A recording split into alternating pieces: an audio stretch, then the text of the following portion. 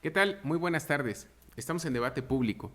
La semana pasada platicábamos sobre el contexto en el que los municipios en Oaxaca y en el país desarrollan algunos de sus procesos más importantes. Platicábamos de cuáles son sus fuentes de financiamiento, sus esquemas de recaudación y la particularidad que tiene la toma de decisiones.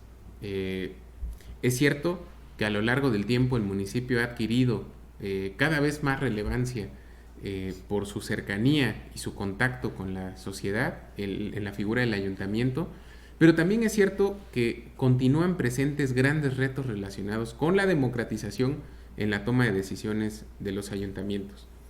Hoy nos acompañan en debate público dos buenos amigos que además son verdaderos conocedores del tema. Es la contadora María Martínez Avendaño. Buenas Muchas tardes. gracias, que estuvo con nosotros la semana pasada. Y nuestro amigo el maestro Fausto Santiago Juárez, que es agente municipal de Macuilxóchitl, abogado postulante, profesor universitario y además de todo muy buen amigo, a quien aprecio en lo personal y respeto. Gracias. Y bueno, platicamos la semana pasada, insisto, en el contexto del municipio en la actualidad. ¿Hacia dónde debe ir el municipio? Porque creo que esta primera parte de contexto nos debe servir para entender hacia dónde debemos de ir. La última vez que platicábamos decíamos que el municipio tiene que tener, tiene dos deudas. Falta que las instituciones vean dos cosas que, si bien es cierto, todos sabemos que existen, no le hemos puesto la atención debida. Yo le decía a algunos funcionarios del gobierno del estado que si hiciéramos algunas reformas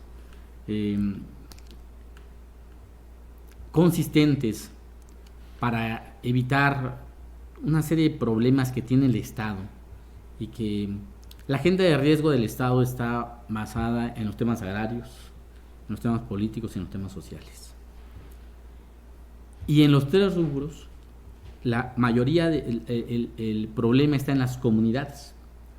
La relación que tienen con sus colindantes, ¿no? En el caso agrario, la relación que tienen con sus cabeceras municipales, ¿no? Y la relación de quiénes o cómo los gobiernan al interior de los ayuntamientos. Si reformamos y reconocemos a todas las comunidades como tales y les damos la fortaleza jurídica que les permita hacer esto que muchas veces se menciona y que le denominan justicia social, creo que estaríamos resolviendo la mayoría de los problemas que tiene el Estado. ¿Por qué? Porque en el caso de los ayuntamientos se han separado, como te decía la última vez, de la responsabilidad no solamente con la comunidad donde está asentado el ayuntamiento, sino con las comunidades que integran el propio ayuntamiento. Eso ha traído como consecuencia, pues ha costado vidas, ha costado movimientos y no se le ha puesto, se han puesto paliativos y no se le han dado soluciones reales. Y la otra es el tema electoral, ¿no? Que como consecuencia de esta injusticia en la toma y en la distribución de los recursos y en generar desarrollo social en cada una de las comunidades, tiene también de rebote en el tema electoral. ¿Por qué? Porque la mayoría de los municipios que se rigen por sistemas normativos internos, sus agencias municipales no son partícipes de la toma de decisiones ni de la integración de los ayuntamientos. Eso se vuelve un círculo vicioso. Como no participo en la elección, pues no me entero ni sé cómo son las decisiones que se toman al interior del ayuntamiento. Más sin embargo, sí me repercuten esas decisiones y que son de manera negativa porque mantienen o han mantenido en rezago el desarrollo de todas las comunidades. Y entonces vienen las movilizaciones, vienen las manifestaciones, de unos 10 años para acá, el Tribunal Electoral, tanto local como a nivel federal, empezaron a cambiar algunos criterios. ¿Por qué? Porque los ayuntamientos no permitían o no permiten, en su mayoría de los casos, en general, ¿no? En general, no permiten que los ciudadanos que son tan ciudadanos del municipio, los que habitan en la propia cabecera municipal, como son tan Como ciudadanos los de las agencias o las rancherías, pero no participan en la elección los que no son parte del casco de la cabecera municipal. Y entonces el tribunal empezó a tomar unos criterios que últimamente, la verdad, es penoso que haya detenido algún, por el caso de Matatlán, el caso de... ¿Por qué? Porque está un debate ahí el tema de la comunidad y el tema indígena, pero sobre el tema indígena creo que nada puede haber sobre la dignidad humana. Y tan digna es la persona que habita en la cabecera municipal, que tiene agua potable, que tiene los servicios básicos, vamos. Claro. Como también lo es el que habita en una ranchería, que no cuentan a veces ni siquiera con luz eléctrica, ¿no? Eso tiene un fondo muy fuerte. Esperemos que en este gobierno que inició, pues realmente le pongan atención a eso, porque creo que ya no estamos en tiempos de permitir atropellos o de establecer en una especie de clases, claro, entre estatus, pues, entre habitantes de una misma comunidad, de un mismo municipio, pues, ¿no? Así es. La ley orgánica municipal en Oaxaca define a las agencias municipales y a la autoridad de las agencias, que son, decíamos en el programa anterior, el municipio a veces es visto como una unidad básica, vamos a decir así, pero no es un ente unitario. Dentro de esa unidad hay otras pequeñas, está integrado, es como una gran célula que está integrada por otras pequeñas, otros pequeños seres vivientes, que son las agencias municipales y las agencias de policía, que tienen una autoridad, que son denominadas autoridades auxiliares. ¿Qué naturaleza tienen esas autoridades auxiliares? Es decir, bajo esta lógica, ¿cumplen con el estándar mínimo de ser una autoridad real? ¿Son entes entendidos, como bien lo dice el maestro Fausto, de segunda? ¿Y qué relevancia debieran tener en un contexto más democrático de la conformación del municipio? Bueno, definitivamente la ley ya les da cierto estatus a las agencias, y no solamente agencias municipales y agencias de policía, existen otro tipo de localidades, ¿no? Como los núcleos rurales, por ejemplo, y claro, todos ellos tienen una representación, forman parte, para empezar, del municipio. El número de habitantes que se toma en cuenta, yo lo veo desde el punto de vista de distribución de recursos, que es claro, lo que yo veo de la parte económica, la parte financiera. Cuando se distribuye un recurso de la federación al estado y del estado a un municipio, se toma en cuenta la población de un municipio en su totalidad. No se toma nada más en cuenta la de la cabecera, se toma en cuenta la población en general, y en base a eso pues llegan los recursos. Por lo tanto, pues claro que tienen representación estas comunidades, tienen representación en la distribución de los recursos, pero la cuestión es que en algunos casos, pues bueno, no tienen participación, ¿no? Pero sí tienen esa representación. Sí, fíjate que la ley orgánica municipal, a las agencias municipales, de las agencias para abajo, que la agencia es lo más cercano al municipio en términos de normatividad, los denomina órganos auxiliares, ¿no? Autoridades auxiliares. Estas autoridades auxiliares tienen ciertas facultades, pero hay unas que son facultades exclusivas, vamos, del ayuntamiento, y hay otras que son compartidas en términos de las autoridades. Pero la realidad, que eso es lo que me parece que no se ha visto, ¿no? No cuadra. No cuadra el tema, porque en el caso de... Ahorita yo soy agente municipal de Macuilxóchitl. Macuilxóchitl tiene más de 4,000 habitantes. Y el ayuntamiento, el municipio, la cabecera municipal, claro, Chaguaya, tiene 2,800 más o menos. Es decir, la agencia es más grande. La agencia es más grande. Macuilxóchitl está sobre franja carretera que ha generado empresas tan grandes como Beneva y otras empresas grandes, ¿no? que generan que deberían de estar generando una recaudación de impuestos bastante fuerte y que realmente es muy endeble porque la autoridad no tiene la fuerza jurídica como para poder ser coercitivo, vamos, como autoridad y como norma, y hacer obligatoria eso que no se debe discutir con los empresarios o con cualquier contribuyente. Claro, que es su deber de contribuir al gasto público. Claro, ¿no? exactamente. Más sin embargo, las agencias pues no tienen la fuerza. A nosotros, ¿qué nos ha permitido tener un esquema de recaudación, fundar un poco el tema en el artículo 2 constitucional, ¿no? Y en el 169 de la OIT, pero ya es más rebuscado, cuando no debería de ser así. Aquí hay por lo menos de dos aguas, como se dice de manera coloquial. Una, o reformamos, por lo menos en el caso de Oaxaca, o reformamos la constitución local y la ley orgánica municipal y les reconocemos la personalidad jurídica a las comunidades, o ampliamos las potestades que puedan tener estas autoridades auxiliares. De otra forma va a seguir el conflicto, y además creo que no han visto la parte rentable de estas autoridades auxiliares. Muchas veces, como el caso de Macuilxochitl, ellos son más grandes, pueden recaudar mayor impuesto, pueden generar incluso mayor desarrollo que las propias cabeceras municipales. Podría poner el ejemplo de Puerto Escondido, por ejemplo. Claro, con San Pedro Mixtepec. Con San Pedro Mixtepec, ¿no? Que ahí es un problema muy fuerte. Yo no sé, sinceramente, ¿por qué no se le quiere reconocer la categoría de municipio?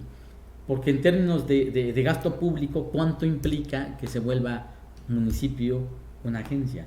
Como Puerto Escondido, como Macuilxochitl, debe de haber, no sé, a lo mejor unas 50.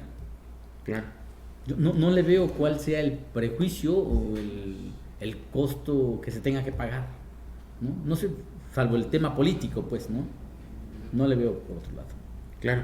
¿Hacia dónde va esto que nos platicabas hace un momento de este tema que esta conjunción que se está haciendo de autoridades de agencias municipales de Oaxaca, que pretenden llevar a esta discusión, a esta gran discusión pluricultural en México, que no es privativa de Oaxaca? O sea que al final de cuentas por eso existe un Instituto Nacional de los Pueblos Indígenas. En particular, ¿cuál es la arista que ustedes pretenden llevar a esa discusión, que en algún momento dado tendrá que ser una reforma integral, multifactorial a la Constitución y a las leyes, para llevar a un segundo plano, a un segundo nivel más bien, este reconocimiento de los derechos de los pueblos y comunidades indígenas? Primero, yo creo que hay que reconocer a las comunidades como entes jurídicos, con personalidad jurídica. No como está maquillado ahorita en la Constitución. Que es una de las grandes negaciones. Sí, claro, ¿no? A ver, yo por ejemplo, yo les digo, yo me considero zapoteco como tal. Y a mí no me venga, por ejemplo, alguna institución X que diga, es que nosotros somos los responsables, por ejemplo, en el caso de las ruinas o esto, para no hacer señalamientos. Claro. Yo les digo, no, a ver, un momento, estas son nuestras. Claro. Porque estas son de mis ancestros, pues, ¿no? Y entonces, yo creo que no le tengo que pedir permiso a nadie para hacer uso de ellas. Lo que a lo mejor necesito es la orientación de cómo hacer uso de ellas.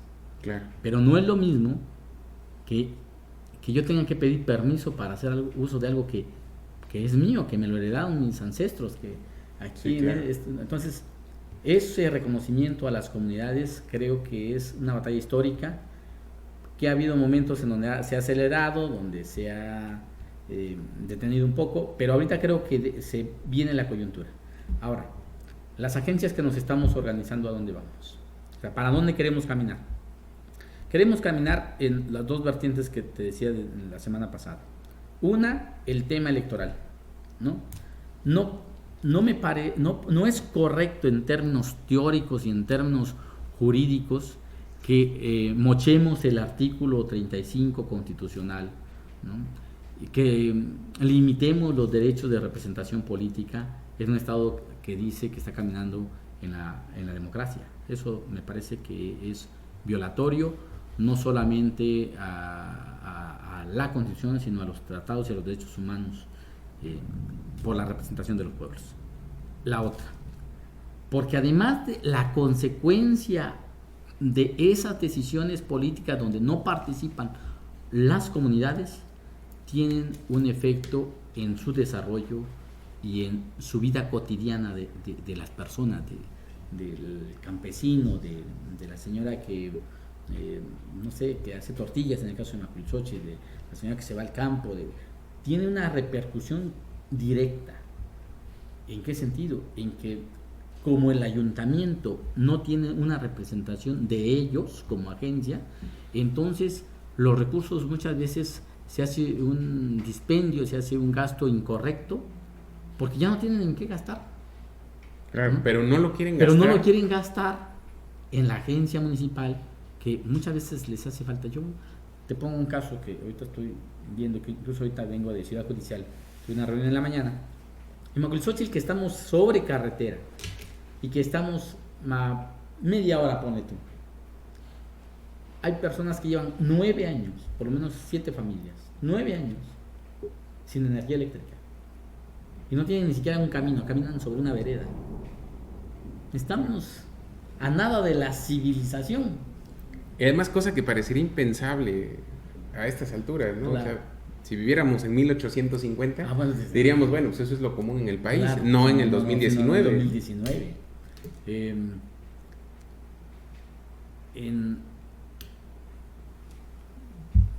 Yo soy muy afectuoso con todas las comunidades y todo eso, y no tengo absolutamente nada personal contra la cabecera municipal, pero sí veo que hay una injusticia muy fuerte, y me ha tocado recorrer gran parte del estado, y es una constante del atropello de las decisiones del ayuntamiento sobre la integración de sus agencias, de sus rancherías o de sus comunidades.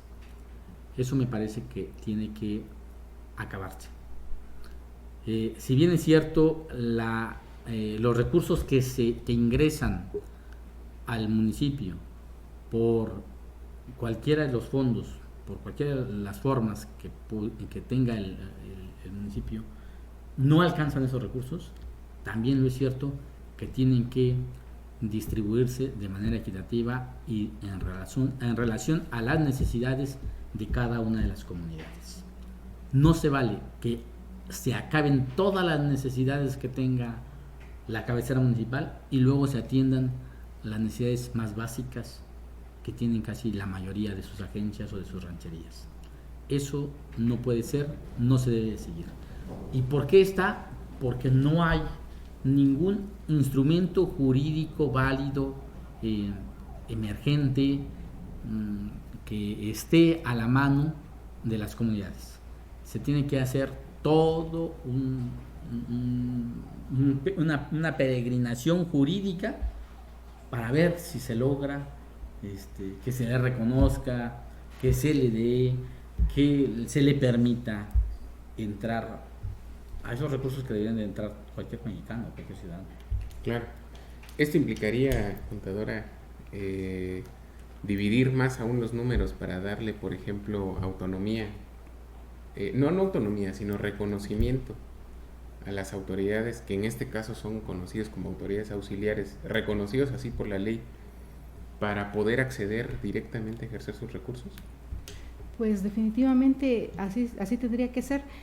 Hasta ahorita queda a decisión de los ayuntamientos, salvo en los casos que hay alguna negociación donde las agencias ya exigen un poco más su recurso, se llega a veces a una negociación y ya se pactan algunos importes. De no ser así, en este momento lo que se hace es dejarlo a decisión de los ayuntamientos determinan qué porcentaje le otorgan a sus agencias y de ahí todavía cómo dividirlo entre las comunidades, ¿no? Hay un artículo en la Ley de Coordinación Fiscal que no indica un porcentaje que le corresponda a las comunidades, solamente indica la forma en que se van a distribuir los recursos que el ayuntamiento designe.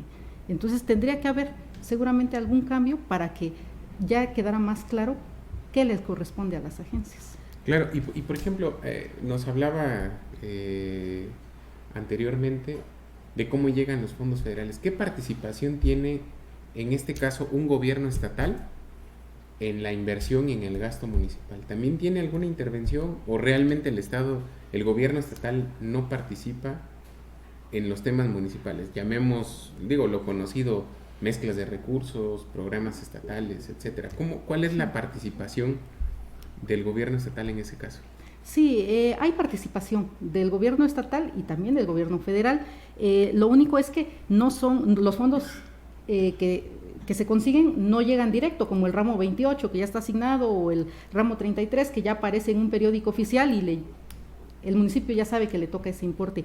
El recurso extraordinario, le llamamos así, o convenio se le llama en este momento, el recurso de convenios, tanto estatales como federales, se tiene que gestionar. Los ayuntamientos o inclusive las agencias elaboran sus proyectos, los llevan a trámite y entonces a veces se ven beneficiados, no siempre. Los trámites son largos, bastante largos, duran meses.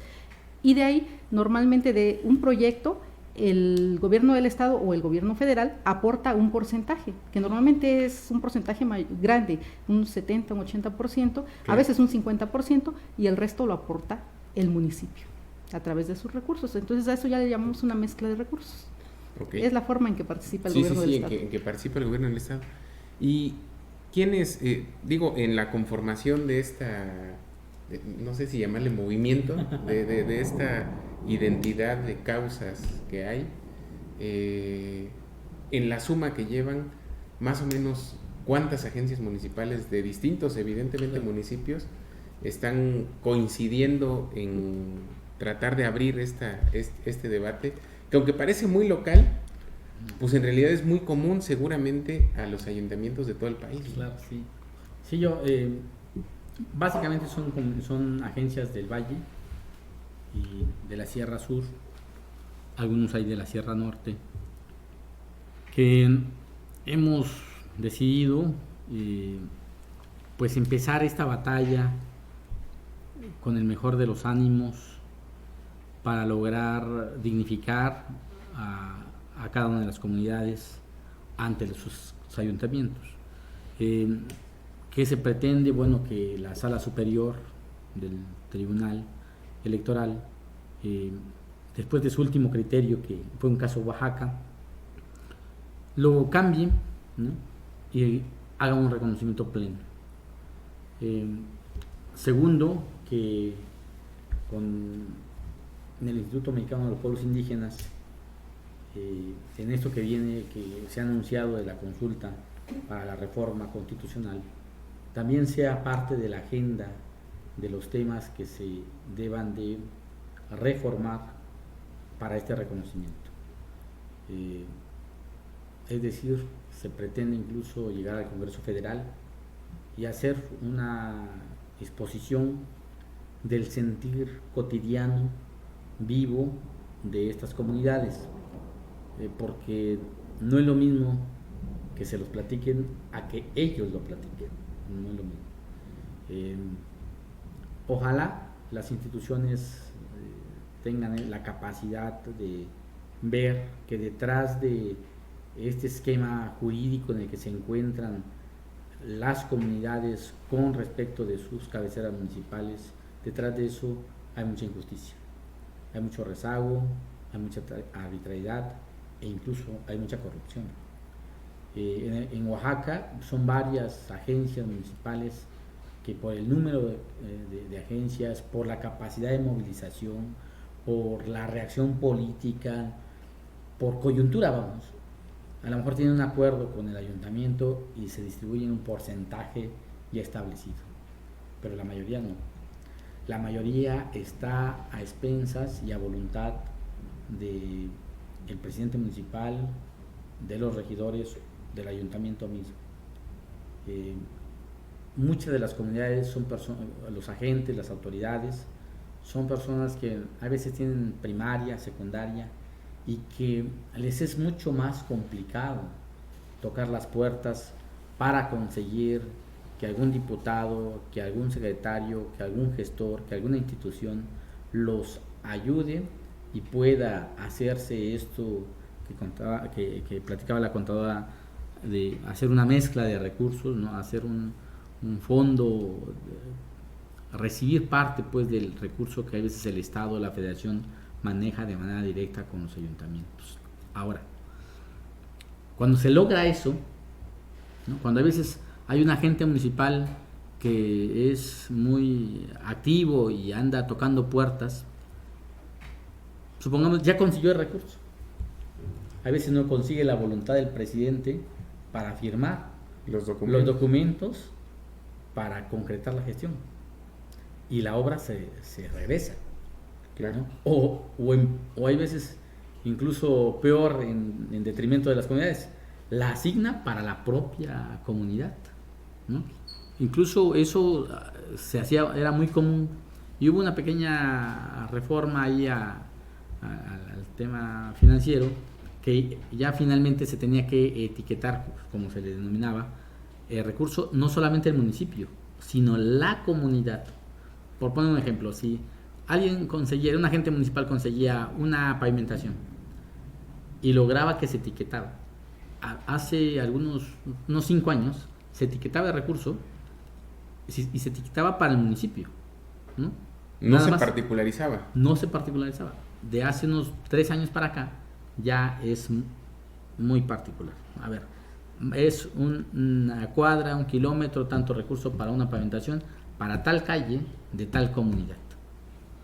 Bueno, estos atropellos y otros muchos son los que han vivido y han mantenido en el rezago a las comunidades. Claro. Pues, como ven, es un tema de muy largo aliento, es parte importante de una discusión mucho más amplia que tiene que ver en general con la nueva concepción que debe existir en la ley, no una nueva concepción, sino más bien una concepción actualizada, vamos a decir así, de las normas y criterios que deben regir sobre todo en las comunidades indígenas, ¿no? Creo que además no es un tema privativo de municipios indígenas, pero sí muy sintomático de ellos. Sí, y pues bueno, yo les pediría que conforme vaya avanzando esta discusión, pues sigamos platicando de esto. Creo que es una discusión que tiene mucho de fondo, es muy actual, es muy relevante para un estado, insisto, de mayoría indígena como Oaxaca. Y pues bueno, seguir a la expectativa y en ese momento pues agradecerle su presencia. Al contrario, yo te agradezco mucho que nos hayas abierto el espacio. No es un tema que te estaremos informando y ojalá nos puedas seguir abriendo estos canales para que la gente se entere de cómo van las cosas. Contadora, muchas gracias. Muchas gracias a usted. Gracias, sobre todo a usted. Gracias. Que nos acompaña como cada miércoles en Debate Público. Muchas gracias y muy buenas tardes.